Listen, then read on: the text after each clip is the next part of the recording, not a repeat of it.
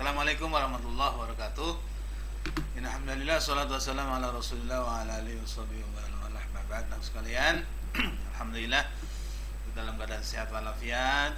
Dan Alhamdulillah kita lanjutkan materi pembelajaran kita yang sebelumnya sudah kita bahas tentang masalah pernikahan, tentang hukum nikah, ya, termasuk nikah yang tidak sah, tujuan pernikahan, ya, tentang pengertian nikah menurut bahasa dan istilah. Kita lanjutkan pertemuan kali ini tentang rukun dan syarat pernikahan.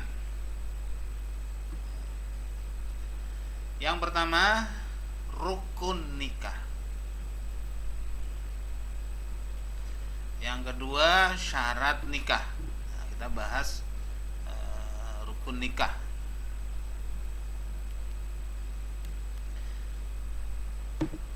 Yang pertama, calon suami. Nah, kalau calon suaminya nggak ada, mau nikah sama siapa? Harus ada calon suami. Yang kedua, calon istri. Calon istri. Yang ketiga, wali dari calon mempelai wanita. Harus ada walinya, itu wali nikahnya. Siapa? Orang tuanya, bapaknya udah meninggal, kakaknya udah meninggal, pamannya udah meninggal, kakeknya. Yang laki-laki tuh masih saudara kandung. Nah, kalau dia sebatang kara, maksudnya laki-lakinya sudah nggak ada semua, tinggal pihak perempuan kan tidak bisa jadi wali. Makanya jadi wali adalah wali hakim. Maka sebenarnya wali itulah yang berhak menikahkan putrinya. Ada di kampung itu yang nikahin siapa? Diserahin ke petugas urusan agama, ya kurang pas. Apalagi kalau nikah tinggal baca doang tuh walinya, ya, bapaknya tinggal baca doang, teksnya sudah ada, dibaca itu. Jadi yang menikahkan yang paling afdal adalah walinya itu sendiri.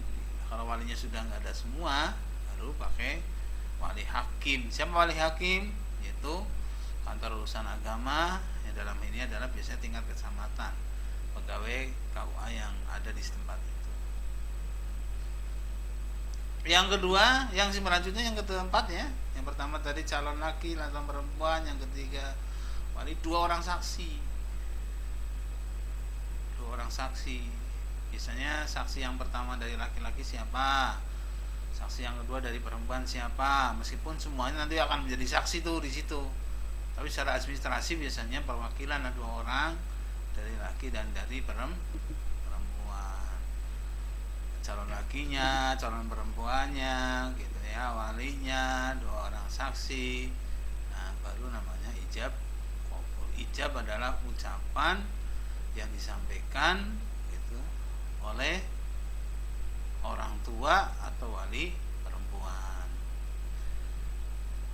Contohnya, ya Muhammad atau ya Ahmad, itu saya nikahkan dan kawinkan kamu dengan putri saya Fatimah binti Ahmad dengan mas kawin 1 kilogram emas dibayar tunai.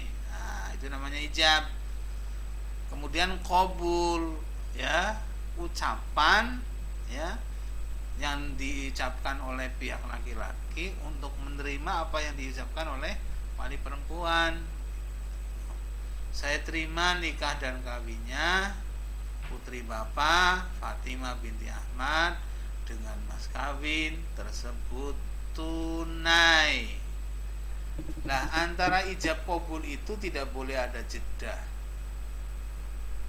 Makanya orang tuanya udah ngomong tunai, mikir dulu nih perempuan anak lakinya, atau tidak lancar, atau ngomongnya salah. Maksudnya binti Ahmad, binti Humaid itu mamanya salah. Makanya kalau ijab wali dari perempuan boleh dituntut tuh, sama amilnya biasanya sama pak wali dituntut. Kalau yang nggak bisa sama sekali, baca nggak bisa, dituntun bisa. Tapi kalau qabul nggak bisa dituntun, itu harus ngomong sendiri, harus lancar, tidak boleh jeda. Nah, kalau tidak memenuhi syarat ijab qabul ini, ya, maka saksi boleh mengatakan sah, belum sah, atau tidak sah. Ulangi lagi. Sah, belum sah. Ulangi lagi. Itu. Sampai berapa kali, Pak? Ya berkali-kali nggak apa-apa sampai dia sah mengucapkan qabulnya. Sedangkan mas kawin adalah sesuatu yang harus ada, ya, ketika akad nikah, tapi bukan termasuk rukun nikah. Mahar atau mas kawin. Mas kawinnya berapa? Sesuai dengan permintaan calon istri, tapi sesuai juga dengan kemampuan calon suami. Bolehkah pihak perempuan menentukan? Boleh. Mau mas kawin apa? Saya mau mas kawin A, B, C, boleh. Tapi yang diminta oleh calon istri sesuai dengan kemampuan suami. Langsung calon suaminya maunya tukang gojek, tukang grab, minta mas kawinnya ya enggak minta mas kawin umpamanya emas 25 gram gitu kan berat. Makanya kata Nabi, namanya mas kawin itu walau bihotami hadidin, boleh, ya, cincin besi itu juga bisa, boleh, sah. Yang ini tidak memberatkan calon suami sesuai dengan kemampuan suami. Syaratnya harus balik, berakal, ya, tidak dalam keadaan ihram, bukan mahram keluarga, merdeka, gitu ya. Itu syarat nikah. Kita lanjutkan tentang pernikahan menurut Undang-Undang Perkawinan Indonesia. Itu nomor 1 tahun 1974 nih, cukup itu udah lama ini, ya, belum direvisi lagi.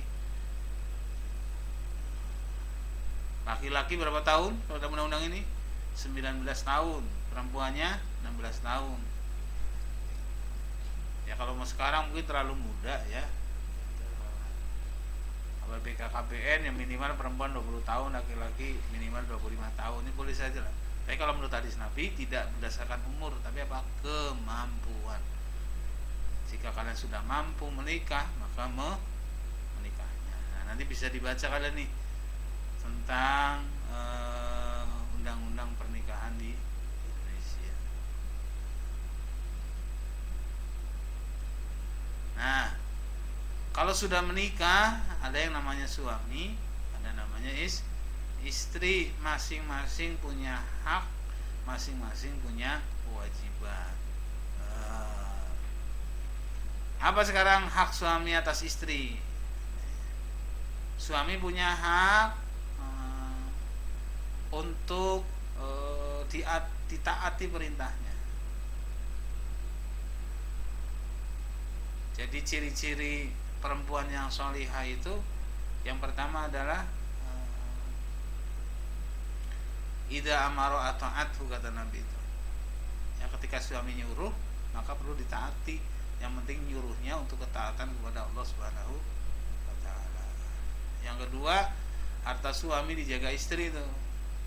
Ya. Harta suami dijaga istri. Nah, yang berhak cari nafkah siapa? Suami.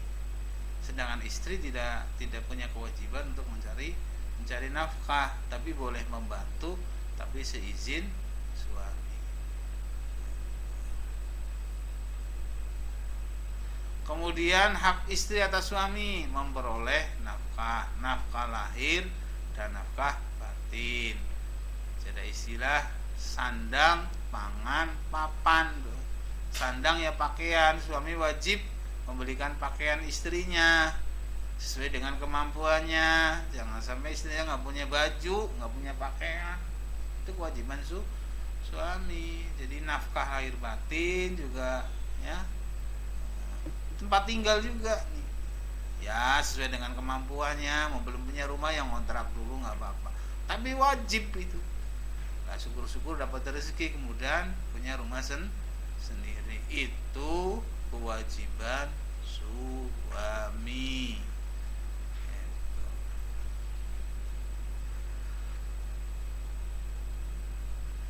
Ada hak, ada kewajiban. Kewajiban istri apa? Patuh pada suami, tadi sudah mengatur rumah tangga dengan baik. Kemudian kewajiban suami memenuhi biaya rumah tangga, membiayai pendidikan anak, ya. Kewajiban bersamanya apa tuh? Mendidik dan menjaga anak. Jadi ada hak suami atas istri, ada hak istri, hak suami, kewajiban istri, kewajiban suami. Ya, kalau kalian menikah kan gitu ya, laki-lakinya begitu, baca syahadat tahlik ya. Itu bahasa tahlik. Nah, hikmah pernikahan menumbuhkan sikap bersatu, ya, mewujudkan ikatan suci yang halal, memupuk rasa tanggung jawab, ya. Itu adalah hikmah dari pernikahan. Masih banyak hal yang mungkin kalian nanti punya pertanyaan, bisa kalian nanti tanyakan ke Bapak, bisa lewat WA, silakan. Ada masalah-masalah yang mungkin belum paham atau belum sempat dibahas di pertemuan kali ini. Saya kira terima kasih. Assalamualaikum warahmatullahi wabarakatuh.